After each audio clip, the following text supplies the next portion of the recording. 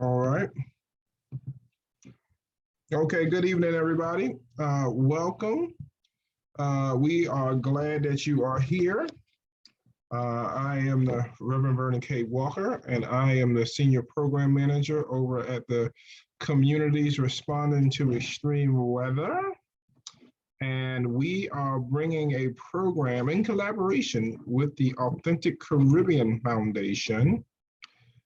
So you will hear several voices tonight from the crew side. I have my colleagues with me. I have Colin, Baptiste, and Ali Ganu, pardon me if I mispronounced that, with us. So we're just glad to have them with us, and we're glad to have you with us. So we're here to talk about weather preparedness in Brockton. And without further ado, before we get into that, I am going to hand it over to Andrew and ask him to do a welcome for the Authentic Caribbean Foundation. And then after that, we have a PowerPoint to share with you all, and we'll delve into that. Andrew, please come on. You're on mute. Thank you so much, Vernon. Hi, BK Johnson, DF. We're so happy that you have joined us. My name is Andrew Sharp, and I'm happy that you are here for this presentation. I know it's been hectic for everyone. Everyone is in the season greeting and preparing for the holiday season coming up, which is next week. But we're happy to be presenting with crew the importance of preparation for climate change. And we see that the climate is against us. Just recently, we had a tornado that swiped across many different states. So once again, that just shows us the importance of how we need to be prepared for any type of disaster, not just only heat, but cold, all kind, hurricane, tornado, flooding, earthquake, so forth. So it's with great pleasure that we collaborate with crew in bringing this informative information to you in the city of Brockton. And hopefully we'll be able to do it in person so that you could see much more of a demonstration like the last one that Vernon did with the kit, how important it is to have your different tools that will assist you to while you're being prepared, or you are prepared by having these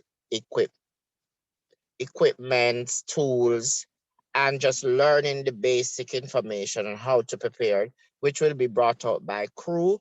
Vernon will do a wonderful presentation to us. And we here as a community organization who keep on providing supportive information that we receive to our community right across the 5 areas. But this time our focus is on Brockton, and we're so happy that we can provide this type of informative information to you residents of Brockton and surrounding. Vernon, it's a pleasure. We look forward to hearing what you has to say in terms of how we can be prepared, and the floor is yours. Thank you so much, Colin and the crew, for participating and coordinating such a meeting. Thank you so much. Enjoy the presentation, guys. Vernon, the floor is yours. Thank you so much, Andrew. And again, thank you all who have joined for taking some time out of your day to be with us. We do have a raffle. I don't want to admit that for people who filled out the survey. We do have a pre-survey raffle that we will raffle off. But let us get into this PowerPoint. I'm assuming that you all can see this here. All right. So we're here to talk a little bit about climate impacts in Brockton. So before we begin into that, I want to talk a little bit about the Better Future Project. So CREW is a program under the Better Future Project. And the overall organizational mission is working to build a powerful grassroots movement to address the climate crisis and advance a rapid and responsible transition beyond coal, Oil and Gas Towards Renewable Energy Future for All. There are two programs. There's 350 Mass and Crew. What we'll focus on tonight is Crew. Crew is a young grassroots organization that aims to build equitable, inclusive neighborhood climate resilience in New England through hands-on education, service, and planning. We are here, and I'm going to bring Colin up, but before that, before we get to that slide, I want to say we've been blessed to be able to work with the Authentic Caribbean Foundation for the last 2 summers with the leadership in Brockton to distribute ACs, over 100 ACs. So we're grateful for that that collaboration over the last 2 summers, and we hope to continue to collaborate in future summers as we distribute ACs. So I do want to give a shout out to the wonderful leadership of provided by Andrew and Donna and so many others in Brockton who are just really doing extremely incredible work.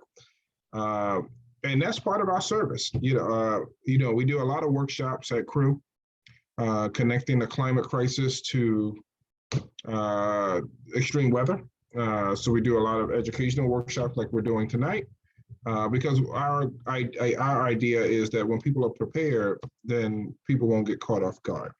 But tonight, where we have been working with Antioch University and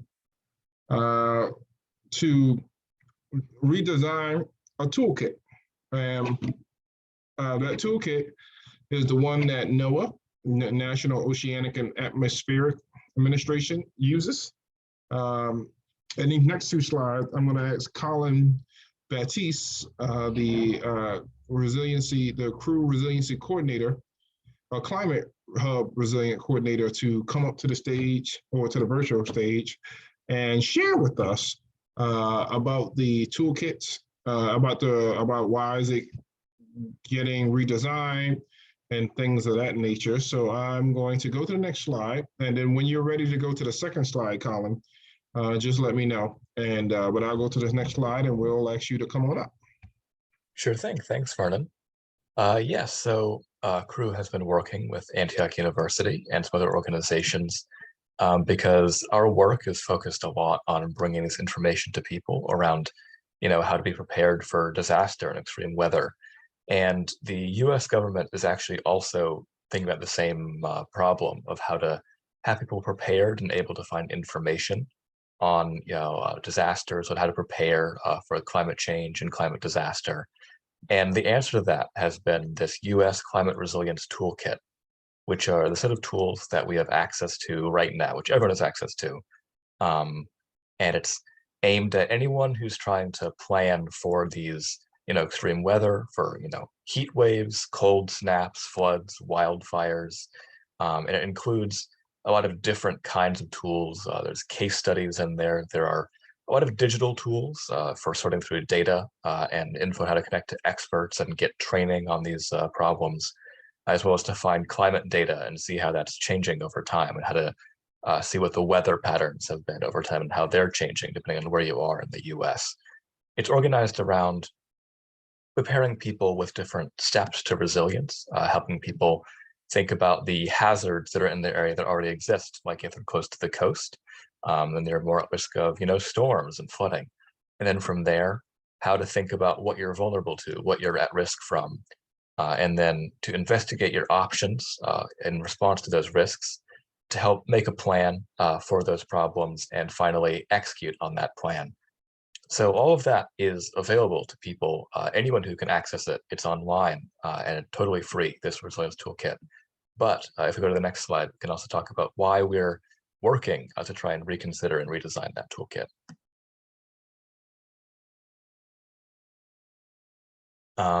And so the reason that we have sort of been considering, working with Antioch and other groups about what we can change with the toolkit and how it can be more accessible and more usable, is that while it's available to anyone and could be useful to anyone, it's really just aimed at sort of experts and people who are already involved in this planning and this resilience planning, And so that means that it basically assumes that people using it have a lot of the time and information and resources they already need to start making those decisions and start already planning.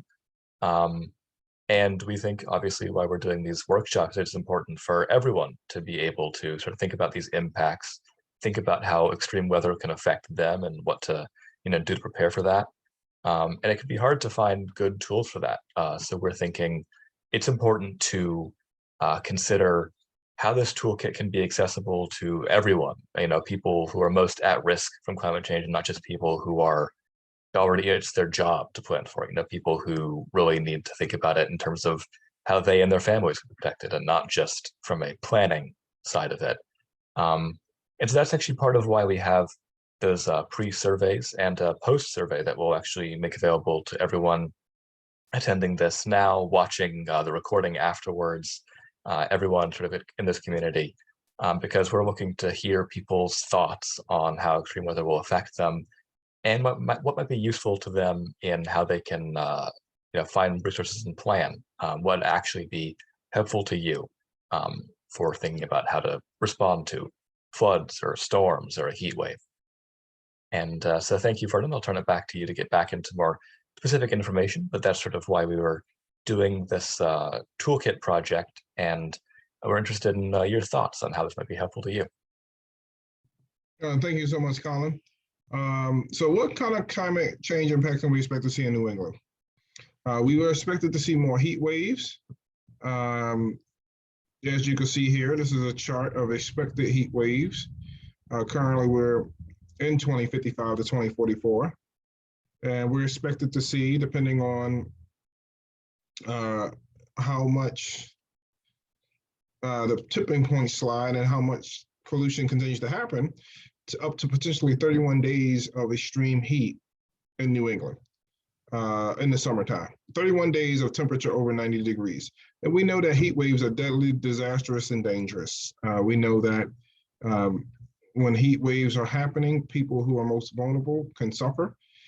Those with underlying conditions, older folks, children.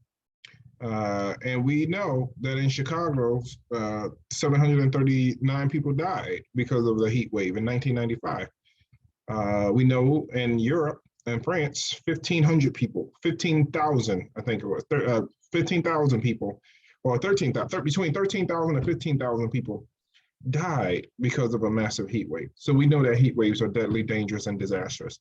But we're expected to see that here in New England. If you were around here last summer, you noticed that there have been more extensive heat waves. There have been hotter days for longer periods of time. And that's essentially why Cruise partners with the Authentic Caribbean Foundation to ensure that we distribute ACs to those who are most vulnerable. Because we know that ACs have the ability to cool you down. Energy efficient ACs that we tend to distribute. And then between 2055 to 2084, we're predicted to see up to over 31 days of extreme, up to over 60 days of extreme heat. So potentially almost 70 days of weather over 90 degrees. This is atrocious. And that's in a high case scenario. And it could potentially Boston, Brockton, the greater Boston area, which Brockton is a part of, other parts of New England, could feel like Alabama in 2100.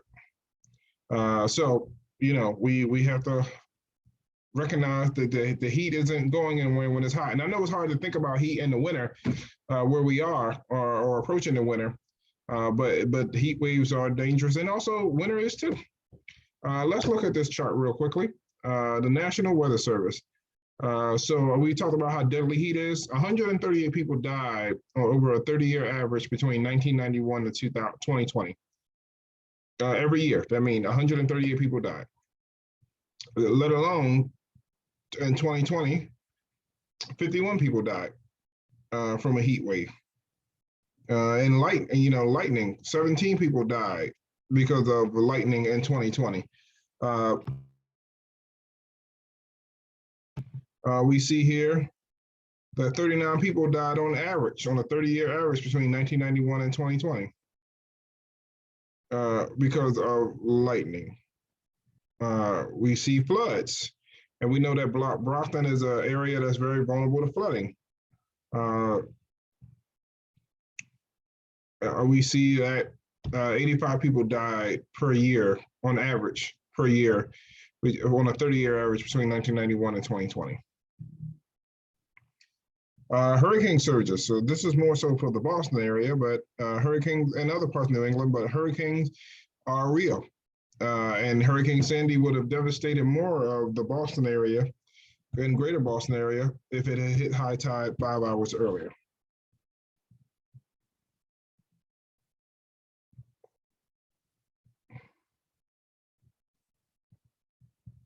So to talk about flooding a little bit, let's see here. Let's get this, my flooding slides. You know, to talk about flooding, we will come back to that.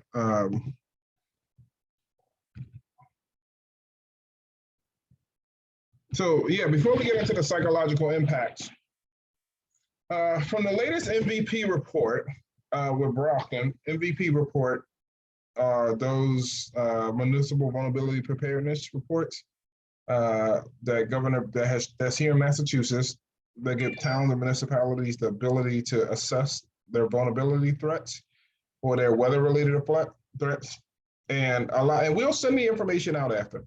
But a lot of it suggests that, so there's an engineering firm that comes and assess climate vulnerability based off different flood models and different projections of how intense the climate crisis is supposed to be or will be, and how it impacts a city or town. In towns that are closer to rivers, for instance, such as the Charles River or Mystic River or Neponset River, they tend to be, you know, houses that are not too far from the river tend to be, or apartments or dwellings tend to be in flood-prone areas. Because as we know, sea level rise, it's going to cause more flooding. So what we've seen with Brockton, again, we'll send the MVP out. We'll send the MVP report out after this call. When we send a follow-up email, we will include the MVP report so you could check it out and you could see it's a very comprehensive report, and time won't allow me to go through it all. But you see that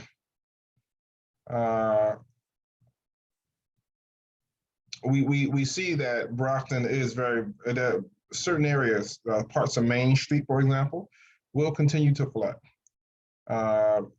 And between 2055 and 2016, I'm sorry, between 1955 and 2016, Boston, the top 1% storms increased by 55% precipitation. So the top 1% biggest storms during that time period increased by 55% inches of precipitation. But we also must understand that there's some social and psychological impacts to climate change. Let's start with the psychological effects. Hurricane Katrina. Up to 54% of adults and 45% of children suffer depression after a natural disaster. 49% of Hurricane Katrina survivors develop an anxiety or mood disorder.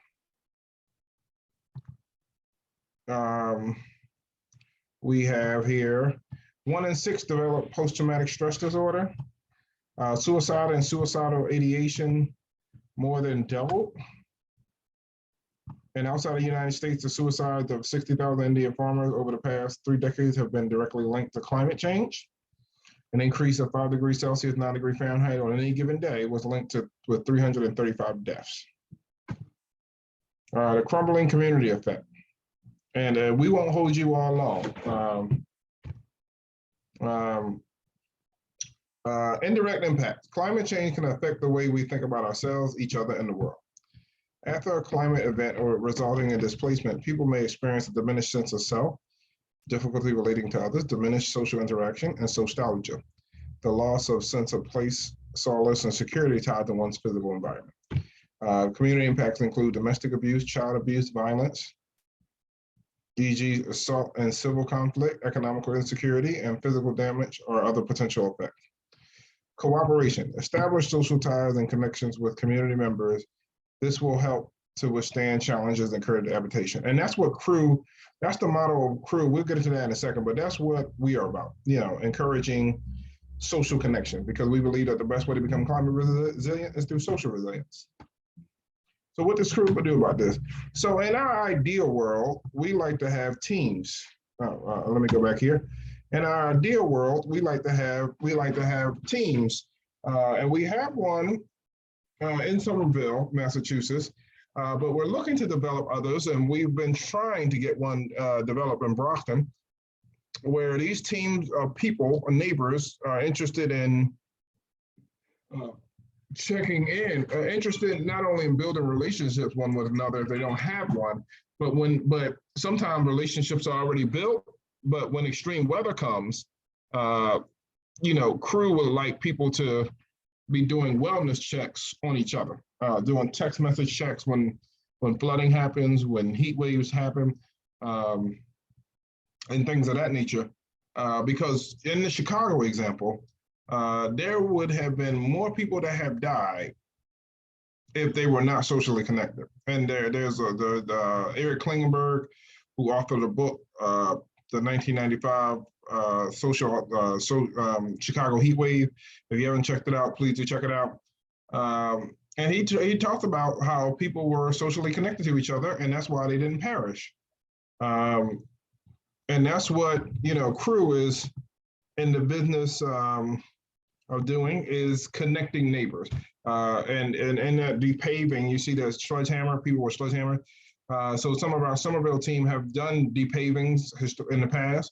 We know COVID has upended that and made it more difficult for people to come together. And the purpose of breaking up concrete is to create more green space in the community. And a Crew Somerville team has depaved concrete and people's personal properties. And something that we look to continue to do. I'm going to turn it over now here to Colin and talk about resiliency hubs, and then let me know when you want me to go to the next slide.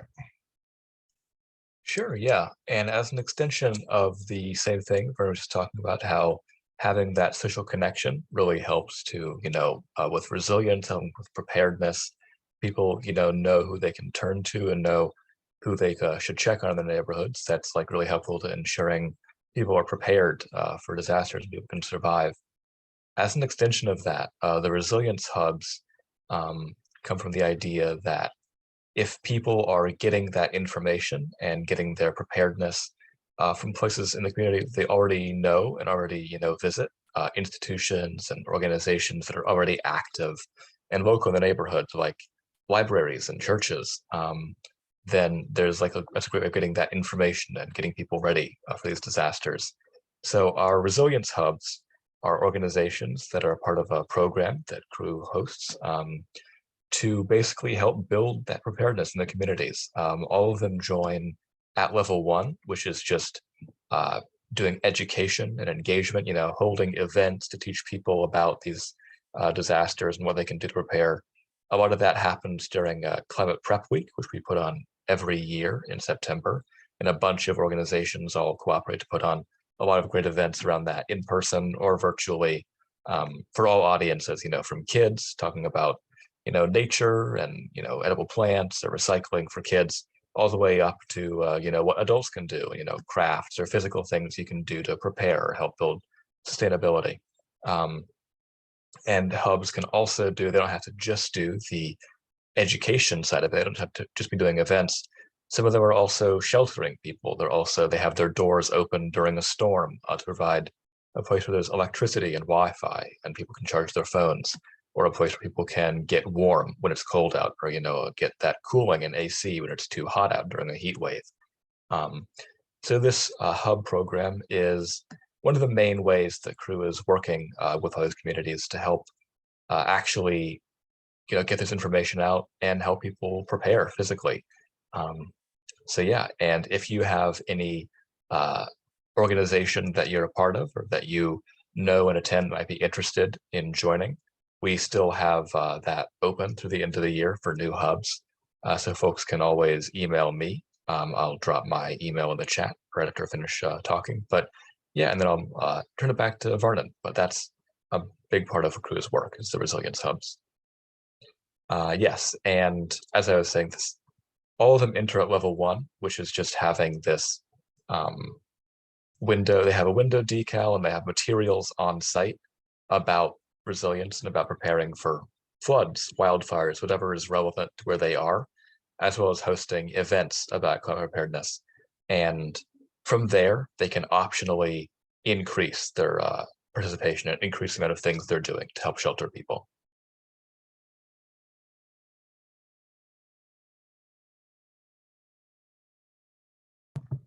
Thank you so much for that, Colin. So let's talk about flood, before a flood, and make an emergency plan. Build an emergency kit. And an emergency kit can be a book bag, and CREW, we distribute these to hubs. As Colin so eloquently put, we know what our hubs are. So we distribute them and we ask our hubs to display them if they're interested, as the model for their for residents in their community to model after, so they can prepare one at home. Put electronics and important documents on high shelves. Sign up for Code Red or Alert Boston if you're in the Boston area. Charge devices and backup batteries. Clear gutters, downspouts, and drains. Buy flood insurance. During a flood, evacuate immediately if you're told to do so. Don't drive or walk through flooded streets. Turn around, don't drown. Listen to weather radios and emergency notifications on Code Red. If your building is flooding, go to the highest level, if necessary, the roof. Never climb into a closed attic. After the flood, listen to instructions from authorities. Avoid driving unless it's an emergency. Wear heavy boots and gloves outside. Do not touch wet electrical equipment. If it's safe to do so, shut off electricity. Check on your neighbors if safe to do so. Stay out of flooded waters. It's not time to go swimming, or try your swimming skills out, not in flooded waters. Because remember that's motto, remember the motto, turn around, don't drown. Never use a generator inside. And that's important, because I think sometimes when flood happens, it could knock out our power. And we might think to use a generator if our power is out. But that can have severe consequences. Generator could get flooded inside. It has electricity tapped to it, and that water could be live. It could be live and electrocute someone potentially. So you just want to be careful. And that is the end of our PowerPoint. We just want to thank you for being with us. But Colin is going to do a randomized drawing. Could you share with us? Vernon, I just want to say thanks to BK Johnson, who is from Brockton. Happy to have her joining us. Yeah. We're not done yet. Yeah, thank you. And we'll send this out to people who registered. Colin, and we'll also share this video on social media. Colin, could you lead us through the randomized drawing and let us know the name, the email, and if there is a name of the winner of the $25? Yeah, absolutely. They may not be with us today in person, or virtually in person, but doing the pre-survey before this event entered people into a drawing for $25 gift card. And so now we're going to do a randomized drawing and see who will win that $25. All right, let me pull this up. Okay, looks like the winner of the drawing is, I don't think he's here with us today, but Clint Malm. So if you're seeing this on YouTube or social media, congratulations, Clint. And we will email you after the event to claim your gift card. Yes. We also will have, as I mentioned, we have a survey after this event to get your feedback on the event, as well as thoughts on resilience materials. That is also open. I'll drop that survey in the chat here.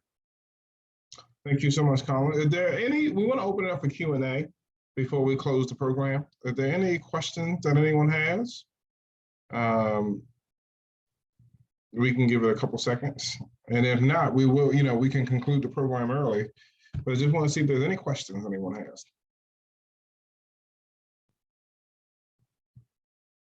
And we also will email the survey out.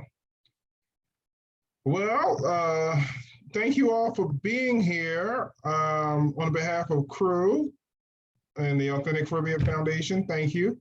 Thank you to my colleague Colin for being here. Thank you, DF. Thank you, BK Johnson, for being here. And we will send the video out. We'll send the emails out, hopefully before Christmas. And thank you, and stay tuned. We'll make sure to add you to our email list so you can stay tuned with us. And I don't know if Andrew has any final words, but I think we can wrap this program up. Thank you so much, Vernon. Thanks so much for those who have joined us, especially some of our residents from Brockton, and those who are on YouTube watching us on Facebook page. I just I'm gonna get it from you later on, Colin. I'll send you an email so you send me the link to share on our platform so people might just see that. But we're so happy that people are able to learn more, that we're still not out of the woods. We still have to prepare ourselves. Climate change is upon us, and that is being seen by tremendous various weather patterns. So next year should be bigger and better, where people take it very serious. I mean, it's a wake-up call with the tornado and many other things, just, seeing weather pattern happening. We're in December and having 50s, 60s. So that means climate change is upon us. So time for us to be prepared. Preparation is the key.